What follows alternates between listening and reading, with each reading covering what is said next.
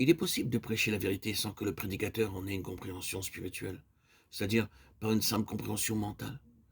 La prédication peut être simplement une capacité naturelle, mais le fait pénible, ce sera que ni celui qui prêche, ni ceux auxquels il s'adresse ne recevront la bénédiction des valeurs vivantes et réelles de la vérité annoncée. Les résultats spirituels ne seront pas dignes de l'effort et de la dépense.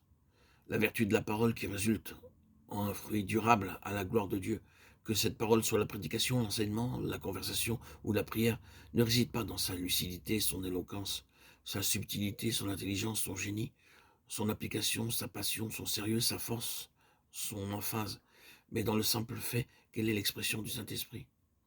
Ton langage te fait reconnaître, Matthieu 26, 73.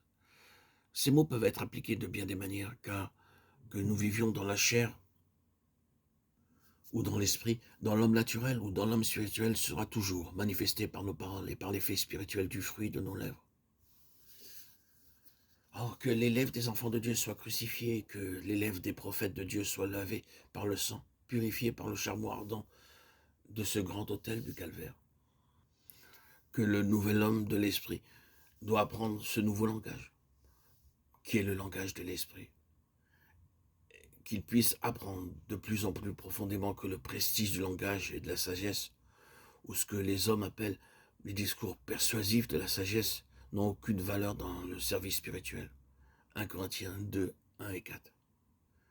Ah, si toutes les allocutions et la prédication et les études de l'évangile qui se font en une seule semaine étaient l'expression du Saint-Esprit, alors quelle révélation imposante de Dieu serait imposée au monde? Mais ce n'est pas le cas. Il n'en est évidemment pas ainsi. Et cette puissance ne se fait pas sentir. Il est impossible de parler dans le Saint-Esprit et par le Saint-Esprit sans que se produise quelque chose de lié à l'éternité. Cette capacité n'appartient qu'à ceux qui sont nés de l'Esprit, ceux dont l'Esprit a été uni au Seigneur.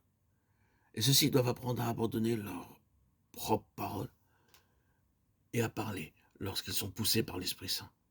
2 Pierre 1, 21. C'est une part de l'éducation de l'homme intérieur que d'avoir son homme extérieur crucifié en ce qui concerne le langage, et d'être ainsi amené à l'état dans lequel se trouva Jérémie.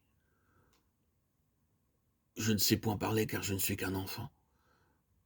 Jérémie 1,6.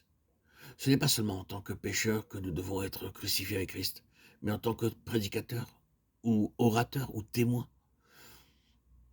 La circoncision de Christ que Paul appelle le dépouillement de notre être charnel doit être appliquée à nos lèvres et à notre esprit. Ainsi, notre esprit doit être dans une telle soumission que dans toutes les questions où Dieu ne peut pas être glorifié, nous ne pouvons pas parler. C'est un stage de réel développement spirituel lorsque nous avons une crainte réelle et sincère de parler, à moins que ce ne soit avec les paroles qu'enseigne l'Esprit. 1 Corinthiens 2, 13. Être faible, craintif, tout tremblant. 1 Corinthiens 1, 3. Peut être un état qui convient à un ministère apostolique? Non, plutôt un ministère du Saint-Esprit. Les paroles que Dieu donne sont très différentes de toute manière de celles des hommes.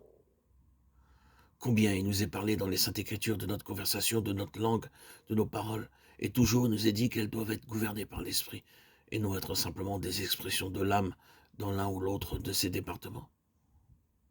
S'il est vrai que seul l'Esprit vivifié peut recevoir la révélation divine, il est également vrai qu'une telle révélation demande un don divin de la parole, nécessaire pour l'exprimer, afin d'accomplir son but spirituel. Frères et sœurs en Christ, s'il nous est donné la joie de parler, de prêcher, que nos lèvres, en tant qu'enfants de Dieu, soient crucifiées et que les lèvres des prophètes de Dieu soient lavées par le sang, purifiées par le charbon ardent de ce grand autel du calvaire pour transmettre, communiquer nos paroles.